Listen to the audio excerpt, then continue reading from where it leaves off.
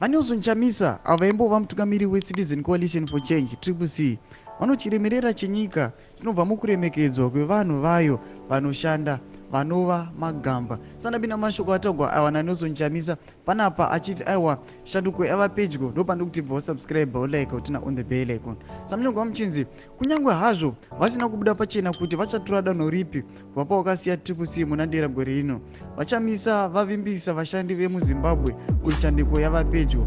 Mugore rekucherechedza zuva revashandi ra2024 nemusi wechitatu chivabvu 1 vachamisa vakaburitsa chokwadi chinotyisa chekuti chikamu che80% chevanhu vanoshanda muZimbabwe chichiri kushaya mabasa.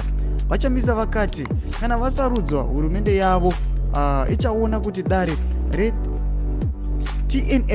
ndiro rave urongwa hwokuumba mitemo uye kuti pasava negwaro reveruzhinji richatevezerwa pasina kupfuura muTNF. Sandozvaita kuwana vanozvonchamisa chiti aiwa kana vachinge vava kutonga vachaimplementa TNF kuti hapana kana mitemo inopasisiwa isina kupfuura neTNF. Sezvamunoziva kuti TNF iplatform yenhaurirano yemagariro avo yakavambwa kuti ifambise kubvunzana kushandisa pamwe chete. Zvakuti aiwa hapana chatinoimplementa tisina kuchipfudza nekuTNF kuti timbokonzauta vanhu, timbonzwa mafungiro avo, timboona kuti vanhu vane muono upi zvasara nemuZimbabwe kuti chinongoimplementewa chisina kana kumbozivisawo vanhu vanofanira kuchishandisa icho. Saka ndo mashoko vanozvonchamisa kuti aiwa chenji yava padhuze, shanduko yavapo. Saka chimbotudzai mafungiro enyu noti kudii pamusoro pemashoko vanozvonchamisa. Aiwa pinde mucomment section medu dzamafungiro enyu. Amusangano subscribe like chinotina on the bell icon.